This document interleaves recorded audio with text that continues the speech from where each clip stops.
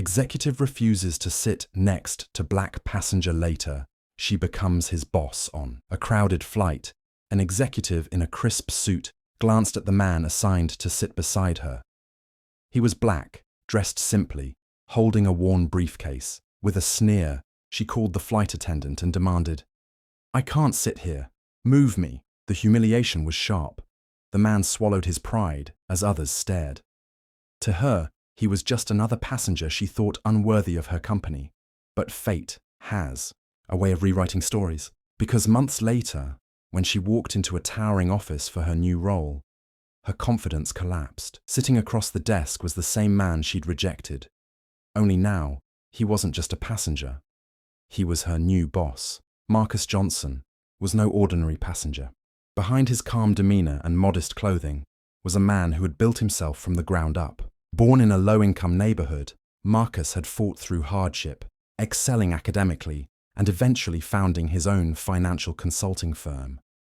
The firm grew quickly, securing contracts with major corporations and earning Marcus a reputation as a visionary leader. Despite his success, Marcus remained grounded, often dressing simply and traveling without entourage. He believed true power didn't need to be flaunted. On the other side was Claire Whitmore, a mid-level executive at a global corporation. Claire was ambitious, hungry for promotions, and carried herself with an air of superiority. Raised in privilege, she rarely questioned her biases. They were woven into how she viewed the world. She believed success had a look, and anyone outside that mold couldn't possibly measure up. That day on the flight, when she refused to sit next to Marcus, it wasn't just about a seat. It was about years of entitlement, a belief that she deserved better. The flight attendant tried to reason with her, but Claire made a scene, insisting Marcus be moved. Tired of conflict, Marcus quietly switched rows, not with anger, but with a calm resolve he had perfected over years of facing prejudice. Claire smirked, satisfied. To her, the incident was forgettable. Just another day where her demands were met. To Marcus, it was another reminder of why his mission to change corporate culture mattered. Neither of them knew then that their paths would cross again, in a setting where power dynamics would shift in the most unexpected way. Months later, Claire's career took an unexpected turn. After years of maneuvering and politicking within her company, she finally received news she had been waiting for: a promotion to senior executive. The role came with prestige, higher pay, and a seat at the table where major decisions were made. She celebrated, believing she had finally proven her worth.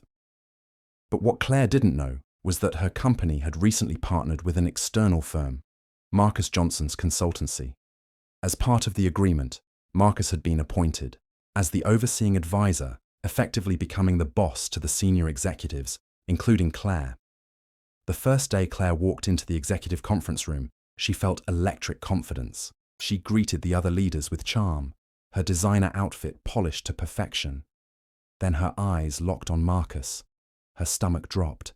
The memory of the flight came rushing back. The seat she had refused, the disdain she had shown. And now here he was, sitting at the head of the table. Marcus's expression didn't reveal anger. He welcomed everyone with the same calm professionalism he was known for. But when his gaze landed on Claire, she felt exposed. He knew. She knew he knew. And the imbalance of power had shifted completely. In the weeks that followed, Claire struggled. Every meeting with Marcus was a reminder of her arrogance. She stumbled over presentations. Her confidence fractured. She expected him to retaliate, to humiliate her the way she had humiliated him. But Marcus never did. He treated her as he treated everyone else, with fairness, with expectation of excellence, but without malice. This confused Claire. Why wouldn't he use his position to put her in her place? Why wouldn't he remind her of her cruelty? The silence weighed heavier than any words. As Claire worked under Marcus, she began to notice the kind of leader he was. He uplifted voices that were often ignored, gave chances to employees from marginalized backgrounds, and insisted on diversity in hiring. His leadership was reshaping the company culture into one of inclusion and fairness. And slowly, Claire began to see the flaws in herself, the biases she had ignored for years, the small cruelties she had excused, the entitlement she had carried like a badge. All of it became clear under the mirror of Marcus's leadership.